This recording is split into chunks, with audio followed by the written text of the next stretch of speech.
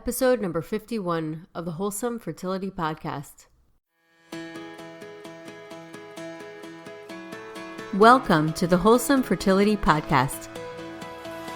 I'm Michelle, a fertility acupuncturist here to provide you with resources on how to create a wholesome approach to your fertility journey.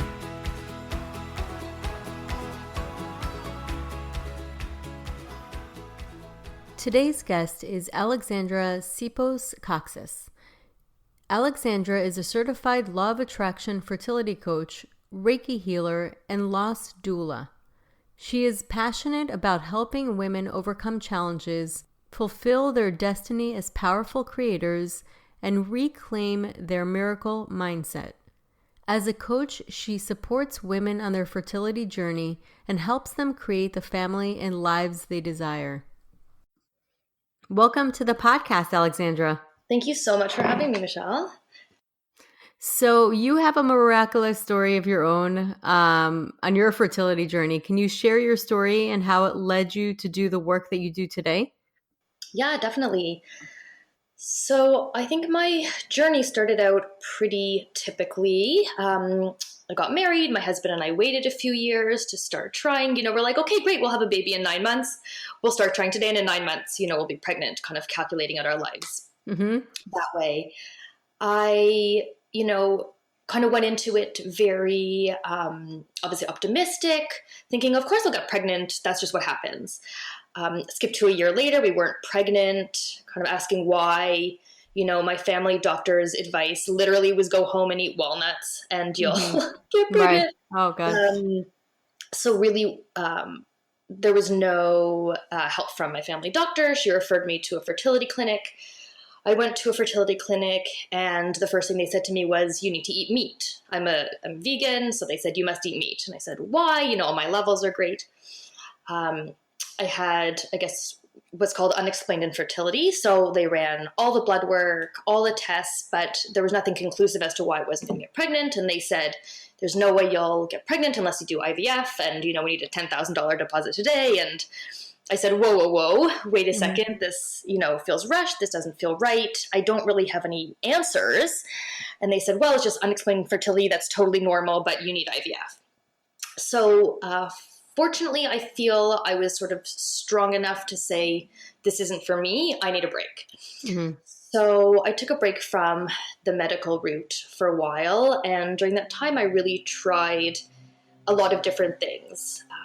Acupuncture, I saw a naturopath, I made some diet changes, added some supplements. I tried massage, Bowen therapy, Kundalini yoga. So a number of really holistic things.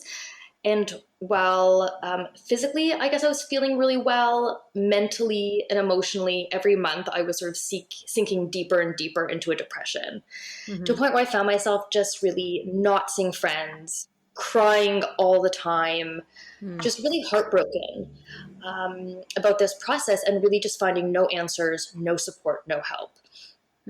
So really just one day I kind of had a wake-up call and I said, something needs to change. I feel terrible.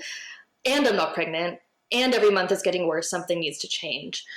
So I had started life coach training prior, which I kind of put on hold, but I then sort of looked to the training I had, and I started coaching myself because at the time there wasn't anybody doing any sort of fertility coaching. So I was like, okay, I need to coach myself. So I was sort of coaching myself through the process and sort of asking myself the hard questions I might ask a client. And that really led me kind of to the realization that I'd actually like to seek a second medical advice. So that sort of led me to a second fertility clinic where I just felt really guided to and I felt really supported. The doctor was really positive. He was really optimistic.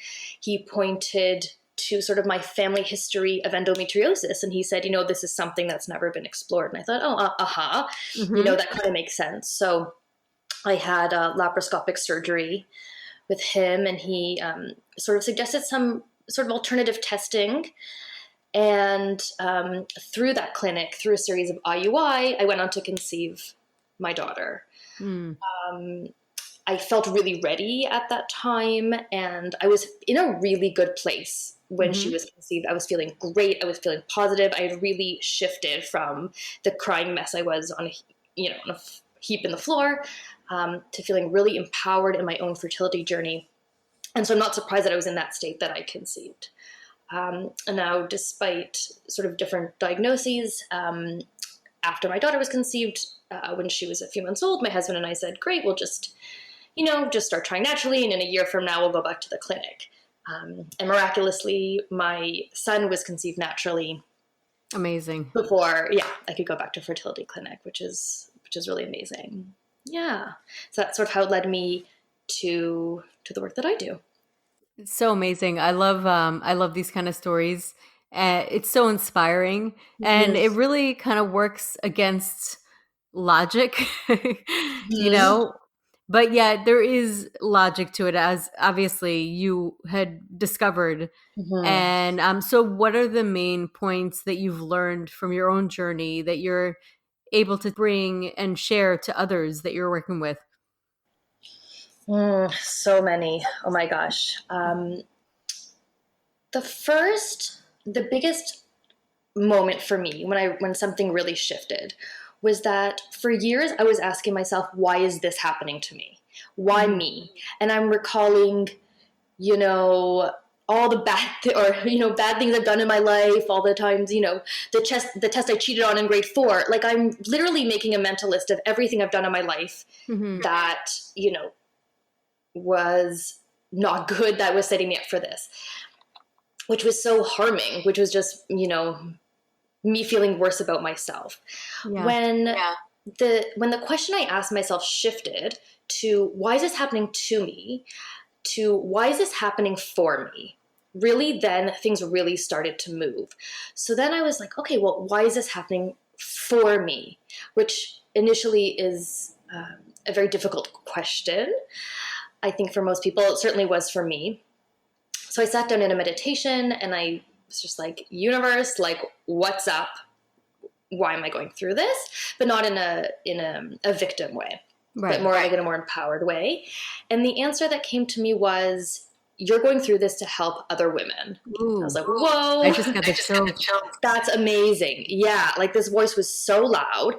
And I was like, what? Like, it hadn't even occurred to me, to do fertility coaching or to coach other people at that moment. But I was like, that makes total sense. My heart just opened. I was like, yes, I'm going to get through this, and I'm going to help other people get through this too. And I didn't know how at that time I was going to do that, but that voice really was so strong. And I really started to listen to that voice inside of me, and I really started to make some more time. I was doing a lot of praying, a lot of asking, a lot of begging, a lot of pleading with the universe, but I wasn't taking the time to listen. And so that was a big shift as well, really taking the time to listen to my intuition, because that was the voice that led me to that second fertility clinic. That was the voice that led me to be a coach. That was the voice that just led me to so many right steps. And I think if I hadn't taken that time to really listen, I wouldn't have been led in that direction. So asking the right questions, and definitely learning to listen to that really strong intuitive voice inside of us. It is amazing how many people I've spoken to that in the beginning, your world gets kind of Yeah. rocked by this because you really don't expect this No. to happen. And that's just, it's kind of like it Mm-hmm. blindsides you. And you get thrown off, and it's so sad to hear that you kind of feel like you did something Yes. wrong to deserve this. And it's heartbreaking. People go through that and they don't know Mm-hmm. why. But what's amazing is at the other end of this, I've seen such incredible empowerment from people. Mm-hmm. And it's the same, it's almost like an initiation, like you were initiated into this incredible calling Mm-hmm. to help others. And how else would you better understand it in such a deep Yes. way? And it sounds like you've looked into the depths of your Mm-hmm. soul to really figure out why and what is the message here. So it's not, like you said, in a victim way. It's in an empowered way. Like you're just digging to figure out what is the message here that I can learn. And I just feel like that little shift, it's like the same things happened to you and all that changed was your mindset. Totally. And all of a sudden you feel incredibly empowered. Yeah. I mean, I tell clients it's not that you need to change, nothing needs to change, but you need to learn to remove the blocks that are in front of you. You know, it's like we're in this like bright room and our hands are in front of our eyes and we're saying, why is it so dark in here? And we just need to open our eyes and really, shift our mindset and figure out the limiting beliefs that we have, whether it comes from doctors or parents or peers or wherever it comes from. We all have these belief systems. Yeah. And as we experience this negative thing in our life, all these kind of negative belief systems tend to come up. You're not good enough is one I hear very often.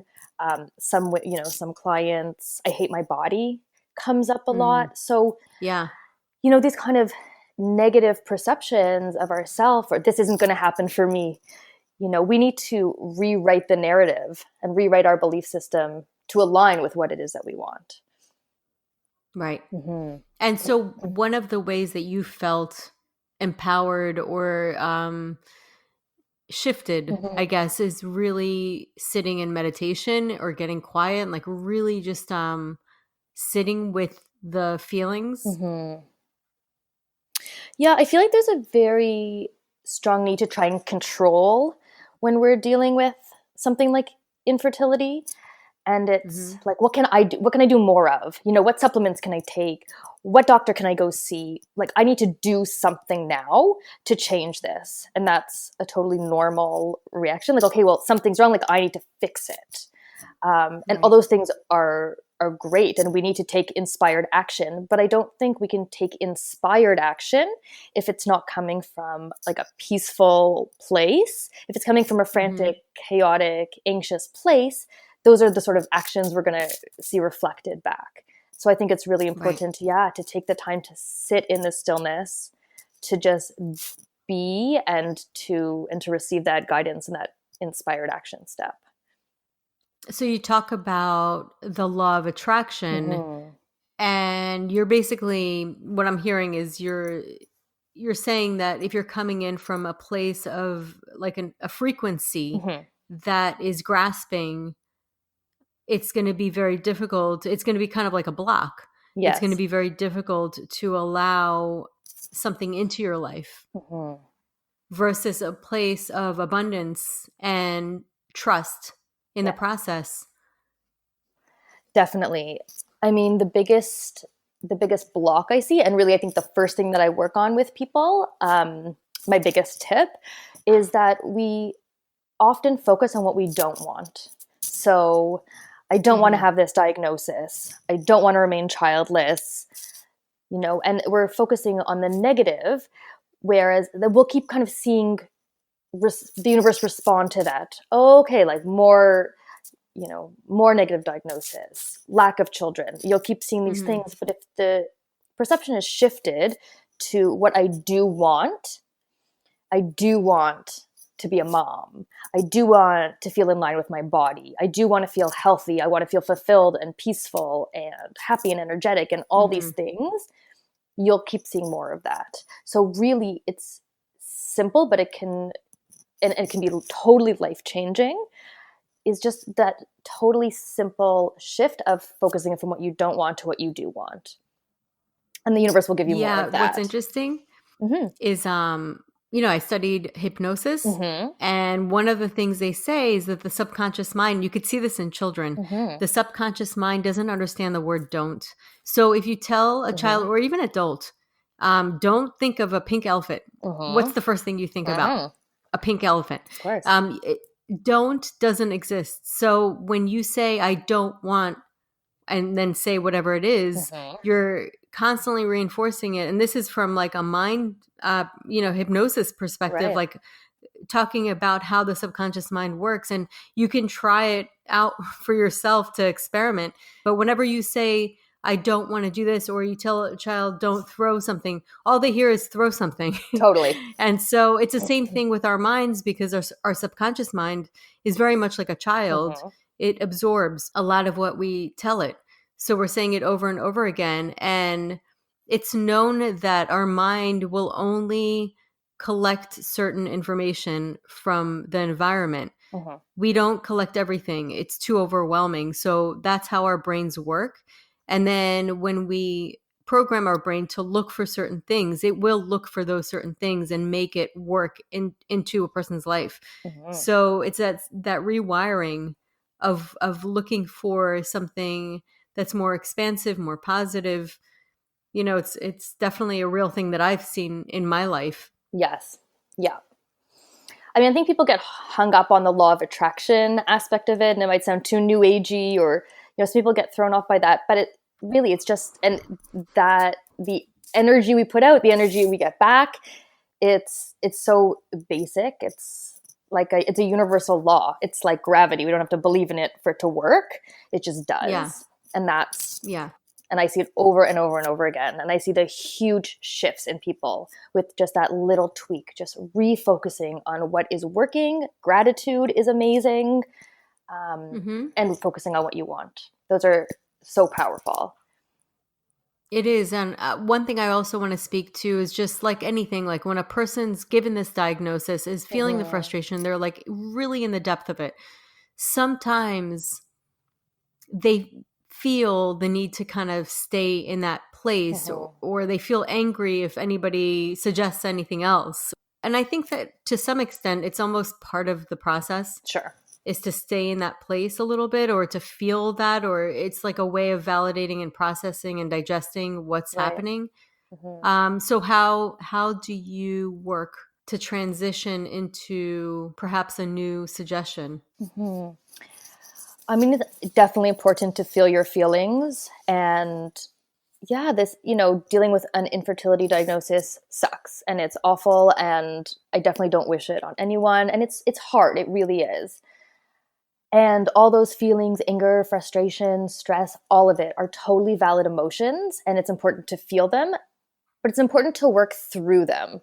If we're staying stuck in those feelings, that's not good, because we're not feeling good. B, we're just not creating a conducive internal environment. Not to blame. I'm definitely not blaming, anybody who's feeling negative and then, not being able to get pregnant, but it's just not a positive, it's just not a great place to stay in. One, because it just doesn't feel good. Right. And it's just, that's just a really hard place to live in. So it's not like putting a, happy face sticker on your gas tank and hoping that, your car doesn't run out of gas. It's not just slapping a happy face sticker on yourself, you definitely have to do the work to work through it. But I think the idea and having the motivation to get to a place where you're feeling better, to get to a place where you're feeling that joy and love of life again, and, loving yourself and just feeling really grateful, that's a great goal. And even if you're not there today, that's fine. But I think it is, I encourage people to realize that they don't have to stay stuck in the negativity. What's interesting too is when you were talking about sitting with it, like just listening, you were going from a mindset of judgment, like this is horrible, I should, was there something that I did, all the things that I've done to deserve this? And that was one mindset, and you came into a mindset of just curious observation and just really looking at what it is from an objective standpoint. It was just, which is really what mindfulness is really just observing without judgment what's happening and why. It's a curiosity. And just by being in that state of observation, it really did speak to you and guided you. And then you ended up intuitively going to the right doctor who helped you figure out what was going on. It's just really an interesting flow of events that happened. Yeah. And it's funny, I didn't necessarily think I would end up back at a fertility clinic, But the voice, like once I tapped into my intuition and into my intuitive voice and took the time regularly to be silent, that voice became really Mm-hmm. loud. And instead of Yeah. my ego, which, and that negative fear voice, which speaks first and speaks loudest, this is never going to happen, you're not good enough, all those, that voice didn't completely go away. And it still doesn't, it's even after all the years of work, it's not completely gone. And I don't think it ever goes away. But I can Yeah. learn to be like, okay, cool, like, thank you, no, thank you. I'm now going to listen to my Mm-hmm. intuition. And, I acknowledge that those voices come up, but I gave enough opportunity for my intuition to speak, and that voice inside of all of us Right. was like, maybe you should try this. Oh, maybe you should call that person. Okay, and that's when your life begins to flow in a really great way, when you're able to listen and to take that inspired action. It's definitely something that I've always in my own life have found, and I think it really across the board helps everybody in every way, is really to align yourself with your own inner wisdom. And I think all of us have it. It's just a matter of Yes. getting quiet enough and still enough to listen. Definitely. So how has this inspired the different protocols, or what different protocols do you offer, from coaching and healing, Mm-hmm. even to energy clearing at home? Mm-hmm. So, the majority of my work is coaching. A lot of my clients are international, and we talk on WhatsApp or Skype or something like that. Um, and I do find that, like, talking, and I encourage my clients to do a lot of writing and deep reflection. So the same way I ask myself those hard questions and were sort of the right questions to ask, that's sort of my role as a coach, is to help you uncover that inner wisdom. I'm not the expert in anybody's life. My clients are the expert in their own lives, and I'm just going to help that voice come forward, help ask the questions, so they acknowledge the blocks, move through the blocks, can really Hmm. help discover their own wisdom, which is really empowering. I mean, my role as a coach isn't to be your coach forever. I want to just kind of give you the tools to be able to be your own coach for the rest Hmm. of your life. So Right. I I love feel that. That's a satisfied great. as a coach to be like, I think I'm done coaching with you. I'm like, great, you've got all the tools. You know how to then ask yourself those questions, which is really awesome. So coaching, I'm also a Reiki practitioner. So when I have the chance, in my city, I love doing Reiki. I find just helping people to remove the energetic blocks is Hmm. really powerful for those who want it. And even just the process of lying still for an hour can be a really meditative experience for people. So energy healing, and then as well the energy clearing at home. Just the idea that the physical objects we have in our life can bring in good or bad energy around us, and just really clearing Hmm. space physically and energetically into our home, so that there is actually more space for a baby to come in, is something I love to do as well. And Yeah. can you help people from afar just to guide them with that? I i have a little bit. Mostly it's kind of go in and really do the hard work of, like, going through a closet, going through that kind of thing, but Hmm. certainly, yes, I can help people from afar do that as well. And technology is amazing, and we can, yeah, work through those sorts of things as well. I definitely believe in clearing the home. I Mm-hmm. found that sometimes if I just focus on whatever it is and I clear space, whether it's work, all of a sudden I'll get a bunch of new calls, or, it's almost like Yes. clearing the way for something new to come in. So I found it with other things, but I do believe that everything's a hologram. So it works. If it works for one thing, it can work for another thing. And it pretty much works for everything. I interviewed a guy who does feng shui. Mm-hmm. And there is, I mean, it's a symbolism of your body, because it's your body's your temple, your soul's Mm-hmm. home. And it's a reflection of that in your life. So when your life feels mucky and messy and you have so much going on, like, or so much clutter in your house, it really makes a difference on how you think and feel. So I completely relate with that. Yeah, I mean, I definitely agree that we just, I call it clearing clutter for clarity. That, yeah, Mm-hmm. just being in a space that feels better helps you feel better as well. So just removing things like, I love the idea of just removing clothes that you don't feel good in. Like that's a Mm-hmm. simple thing, but when you're just wearing clothes that you feel good in, I find so often people will Yeah. I bought this fancy soap and I'm saving it. I'm like, saving it for what? For when? Just, Right. Right. It's true. enjoy the things you enjoy now. And, you know, being able, I think, to let go of physical objects is really powerful, but also letting go of the limiting beliefs, letting go of the negative thoughts, letting go of harmful friendships. I think there's a lot of letting go that has to do that we have to do in this journey.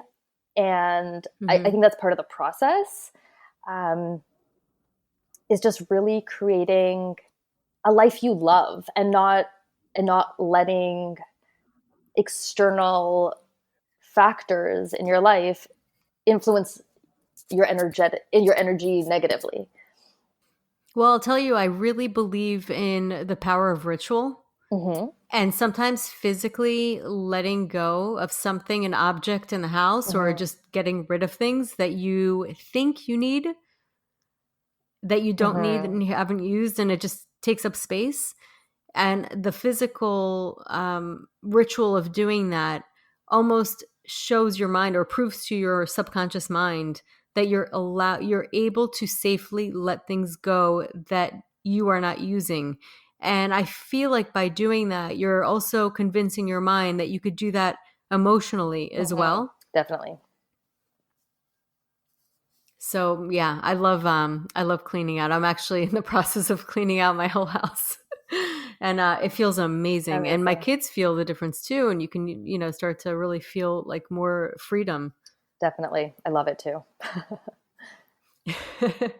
So, can you share any inspiring stories that you've had with your clients? I was thinking about this, and all my clients are so inspiring. Just the amount of, I mean, I don't even know how many clients I have that have been told you're not going to get pregnant, who have worked with me and gone on to conceive beautiful, healthy children. Like, I think I've lost count. I think it's just, it's That's really great. inspiring, yeah, to see these women move from this mindset of, well, my doctor just told me I'm never going to have kids. What do I do with that information? Hmm. To move through to a mindset of, I've got this, the universe has my back, I feel supported, Hmm. I feel good, I feel ready. That huge shift, that like hard work, internal work that the clients do is so inspiring. Um, Yeah. and also, what's really inspiring to see is that a lot of my clients have gone on to help others going through the journey as well. So the same way I went through this to help other women are finding that calling as well to go and Hmm. help others, and I think that's amazing. I just think, It is amazing. before I started trying to conceive, we're obviously taught how not to get pregnant, Hmm. but we're not True. taught how to get pregnant. And I Right. think that education around the normalcy of infertility and pregnancy loss, the just and the support as a community, I think is so invaluable. And we Hmm. can't, it Absolutely. feels so isolating. It feels like you're the only one going through this. But to Yeah. have a support team is huge. And I think more and more It's now huge. It on really is. Instagram, Facebook, you're seeing so many groups of it's mostly women supporting other women. I love it.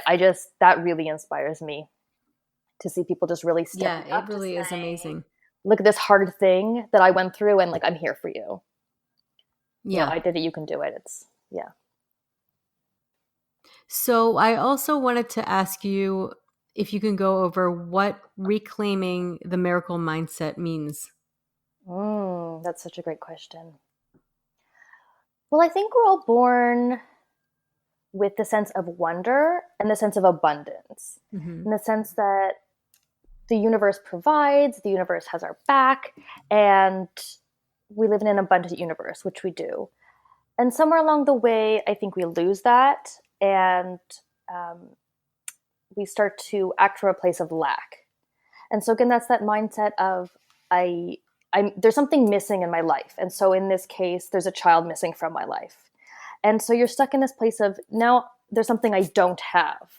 And I mean, this can certainly extend beyond fertility. I don't have a boyfriend. I don't have my dream house. I don't have enough money in the bank, whatever it is. And you're sitting in this lack mindset. And so that total shift to abundance, to the universe does provide. To look at all these examples of these women who are getting pregnant who also had a hard time. Look at all these people who are getting their dream home.